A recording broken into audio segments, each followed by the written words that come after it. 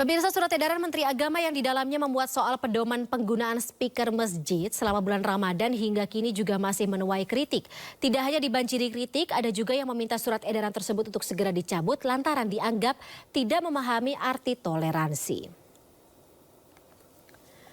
Ya, seolah menjadi isu tahunan, aturan penggunaan pengeras suara atau speaker di masjid atau musola ini hampir selalu ramai untuk diperbincangkan setiap kali Ramadan tiba. Demikian pula tahun ini, pemirsa, polemik aturan penggunaan pengeras suara kembali muncul di kalangan masyarakat. Aturan terkait penggunaan pengeras suara selama Ramadan termuat dalam SE Menak nomor 1 tahun 2024 tentang panduan penyelenggaraan ibadah Ramadan dan Hari Raya Idul Fitri tahun 1445 Hijriah.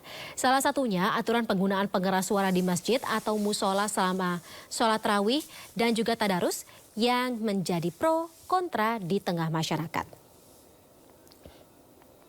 Tidak setuju, sepertinya tidak mengganggu kok. Ya kan sudah biasa kan, ya kan Ramadan itu sudah biasa. Kenapa dangdutan lebih keras, acara-acara gitu tidak ada masalah, ya kan? Tapi selama ini warga tidak ada yang protes apa-apa, ya kan? Menurut saya ya, menurut pendapat saya. Menurut saya sih bebas saja, tidak harus ada larangan begitu, iya kan? Menurut saya, iya kan pendapat saya. Tapi ya nggak tahu kalau umum yang lain. Menurut saya rumah pun persis di depan musola, tapi tidak masalah. Tidak terganggu ya Pak? Tidak terganggu sama sekali. Pengeras tidak boleh itu bagi saya sih kurang setuju sih. Seandainya kalau emang boleh pakai pengeras suara, tapi ada batas waktu tertentu. Seandainya kan kalau mau tadarus itu kan dari jam sebelum jam tidur gitu kan, di bawah jam 11 itu nggak masalah sih.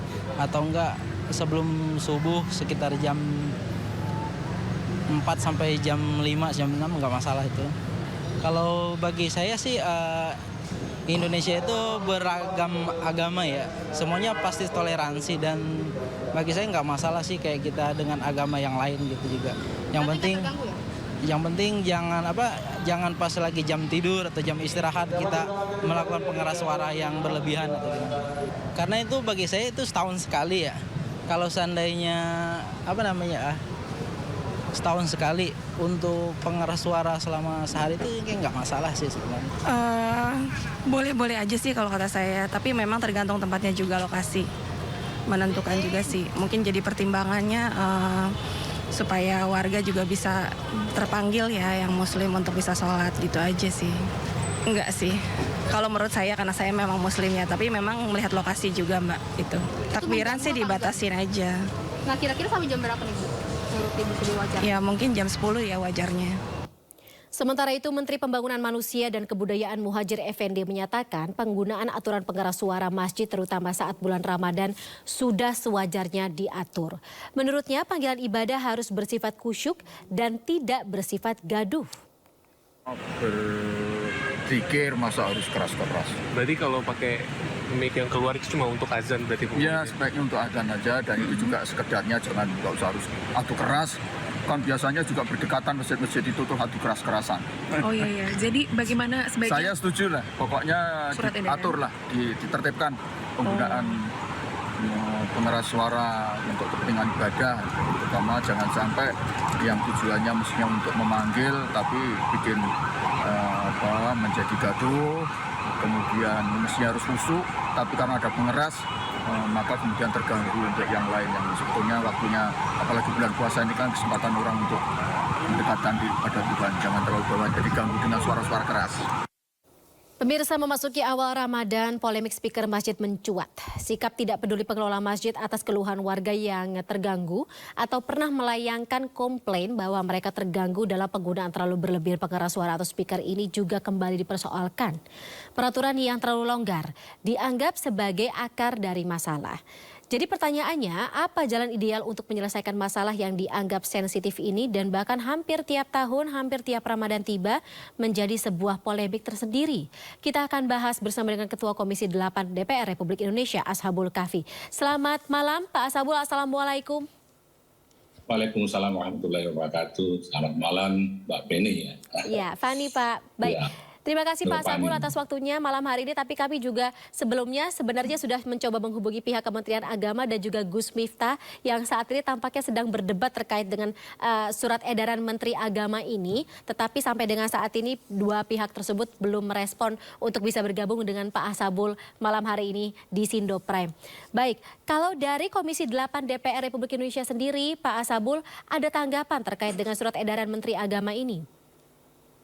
Jadi yang pertama-tama saya ingin menyampaikan dulu bahwa sebagai Ketua Komisi 8 tentu sangat memahami bahwa Ramadan ini adalah bulan suci bagi umat Islam dan tentu sangat mendukung pelaksanaan syiar Islam yang dilaksanakan secara bijak, secara hikmat dan tentu dengan semangat kebersamaan. Nah, terkait dengan surat edaran Menteri Agama nomor 1 tahun 2024, sebenarnya ini surat edaran lebih pada penguatan surat edaran Menteri Agama nomor 5 tahun 2022. Jadi sebenarnya surat edaran ini sudah pernah diedarkan pada tahun 2022. Hanya memang untuk tahun ini terjadi respon yang cukup reaktif dari beberapa kalangan ulama dan tokoh-tokoh masyarakat terkait dengan kebijakan ini. Tetapi pada prinsipnya kalau saya mencermati bahwa muatan dari poin-poin surat edaran Menteri Agama yang mengatur tentang penggunaan pengeras suara di dalam dan di luar masjid, sebenarnya sih kalau dalam pandangan saya ini cukup proporsional. Oke. Kenapa? Karena kan sesungguhnya tidak ada pelarangan penggunaan pengeras suara. Hanya diatur. Katakanlah untuk azan, tetap kan dibolehkan untuk digunakan keluar masjid. Termasuk membaca Al-Quran dan tarhim 10 menit sebelum azan. Hanya ketika pelaksanaan sholat dan tarawih itu cukup menggunakan pengeras suara di dalam masjid. Karena peruntukannya pengeras suara di dalam masjid itu bagi mereka yang sholat di dalam masjid. Bagi mereka yang mendengarkan ceramah di dalam masjid. Jadi bagi mereka yang ingin datang sholat di masjid, ya silakan aja di dalam mendengarkan ceramah dan sebagainya. Saya kira begitu. Pandangan kami, sehingga tidak ada yang sungguhnya perlu diperdebatkan ya sampai debat kusir seperti ini kalau menurut saya. Hanya memang gini Mbak, mungkin juga jadi gini, prinsipnya kalau pandangan kami ini kita harus dekati secara pendekatan dialog. Jadi jadi perlu ada dialog, ada pendekatan dialog khususnya antar umat beragama umat Islam, tentu termasuk dengan beragama. Oke, jadi maksud Pak Sabul di sini berarti dialognya harusnya dilaksanakan sebelumnya oleh pemerintah terutama dari Kementerian Agama dengan para pemuka agama begitu misalnya? Ya, artinya kan ini sudah keluar edarannya ya, dan sudah menjadi polemik di masyarakat seperti kita dengar. Ada 3 responden dari yang sempat diwawancarai oleh News TV. Ada 2 pendapat yang relatif tidak mempersoalkan. Nah, yang satu memang menganggap perlu ada pembatasan dan pengaturan secara proporsional.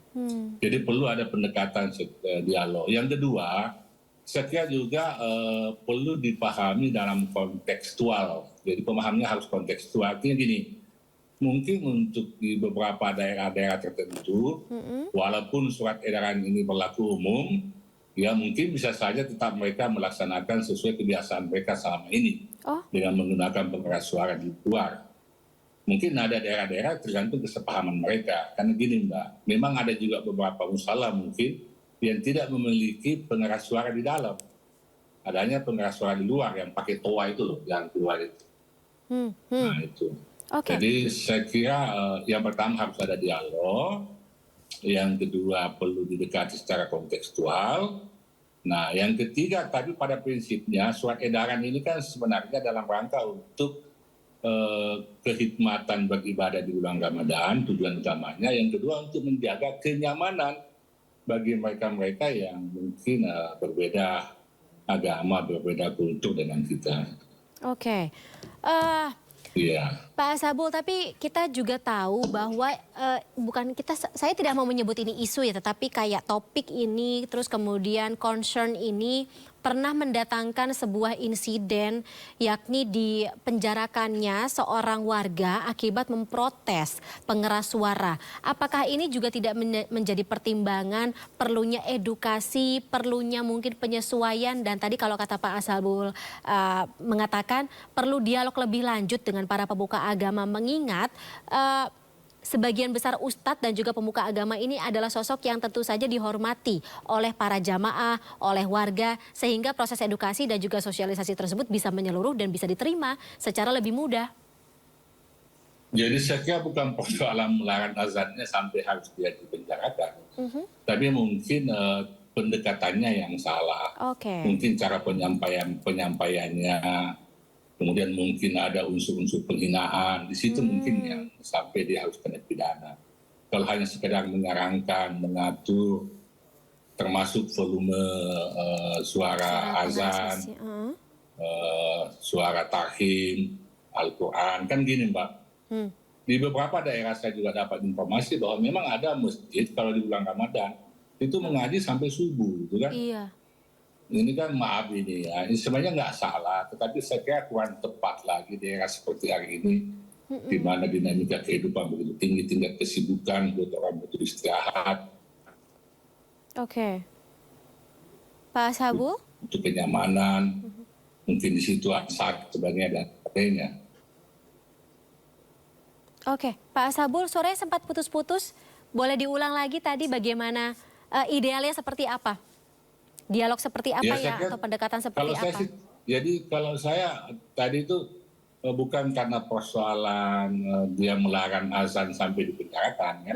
Mungkin ada pernyataan, ada perkataan atau sikap yang mungkin terkesan menghina sehingga dia harus berhadapan dengan pidana gitu. Oke. Nah itu, jadi kalau saya kuncinya mari kita bangun dialog lah Pak. Ada didekati persoalan ini dengan pendekatan dialog bersama, karena pada prinsipnya kan sesungguhnya paham yang berbeda ini kan tujuannya dalam rangka untuk menjamin kekhususan beribadah, khususnya di bulan Ramadan. Jadi tentu niatnya semua sama, hanya mungkin memang perlu dikomunikasikan tanpa ada interest dan kepentingan yang lain-lain gitu. Oke. Soal surat edaran ini lagi Pak Sabul, dari DPR sendiri apakah sebelumnya juga sempat ada dialog atau komunikasi dengan Kementerian Agama, karena kan surat edaran yang saat ini yang tahun 2024 mencakup seluruh wilayah Indonesia, 38 provinsi dan daerah-daerah di bawahnya. Tapi kalau kata Pak Sabul tadi, pemerintah daerah atau ya pimpinan dari daerah masing-masing punya otoritas tersendiri terkait dengan bagaimana aturan tersebut bisa disesuaikan dengan kondisi daerahnya atau bagaimana Pak? Nah maksud saya tadi bahwa walaupun edaran ini bersifat umum berlaku di seluruh republik ini dari Aceh sampai Papua sana, tetapi mungkin untuk wilayah-wilayah tertentu atau daerah-daerah tertentu bisa didekati secara kontekstual, tergantung kesepahaman dan persetujuan para pemuka agama dan tokoh agama yang ada di wilayah itu, yang ada di masyarakat itu. Sehingga tidak harus berlaku secara general gitu. Nah, untuk mengakomodasi mungkin kepentingan dan aspirasi umat beragama yang ada di wilayah itu, sehingga tidak harus digeneralis sesuai dengan surat edaran ini. Oke.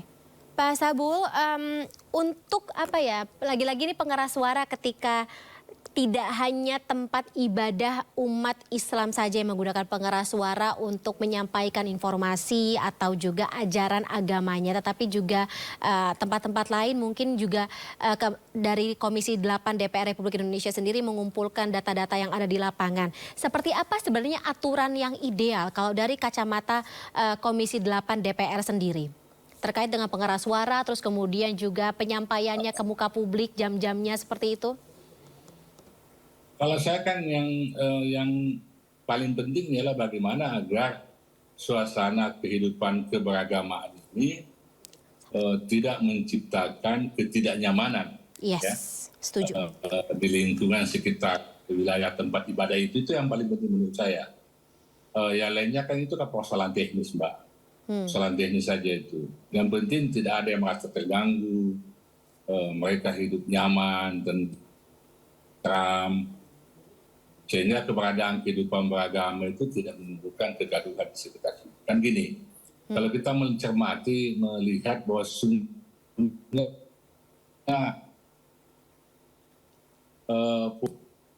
introspeksi terhadap apa yang kita lakukan selama ini, mudah-mudahan dengan Ramadan ini nanti 1 Syawal kita bisa kembali fitri, tentu dengan banyak melakukan ibadah di bulan Ramadan ini. Yang kedua, bahwa mengukur kehikmatan, kesatuan, kekhususan beribadah, menurut saya itu tidak diukur pada kerasnya pengeras suara, maaf ini. Bukan pada pengeras besar kecilnya pengeras suara di masjid dan musala, Melainkan? Tetapi pada kekhususan.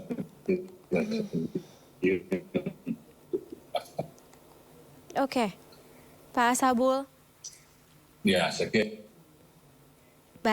Baik Pak Ashabul, kita dapat poinnya. Walaupun memang tadi sempat terputus sedikit akibat sinyal kurang stabil, tapi kami dapat poinnya Bapak. Terima kasih Pak Ashabul sebelumnya. Semoga memang imbauan ini didengarkan oleh pihak-pihak yang kadang-kadang menganggap bahwa aturan-aturan atau concern seperti ini ya, kalau berangkat dari kekhawatiran Pak Ashabul tadi disebabkan karena tidak adanya dialog atau pendekatan yang efektif terhadap orang-orang atau kaum yang terdampak gitu, umat yang terdampak.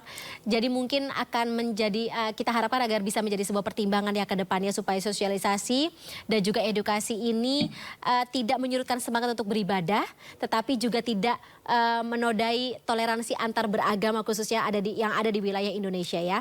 Pak Ashabul, terima kasih sekali lagi atas waktunya. Yes. Saya tambahkan kata kunci juga ialah bahwa surat edaran ini juga tentu terkait dengan penghormatan terhadap keberagaman, terhadap pluralisme. Yes. Nah, itu juga salah satu saya kira dari semangat surat edaran ini, apalagi hari ini kan Kementerian Agama lagi gencar-gencarnya melaksanakan yang namanya kegiatan moderasi beragama. Betul.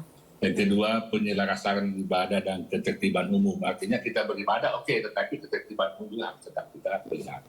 Saya kira itu yang bisa saya sampaikan pada kesempatan ini. Setuju Pak Ashabul. Terima kasih banyak atas insight-nya dalam Sindopre malam hari ini. Pak Ashabul, selamat melanjutkan kembali ibadahnya malam hari ini. Semoga puasanya lancar semuanya. Terima kasih atas waktunya dalam Sindopre malam hari ini.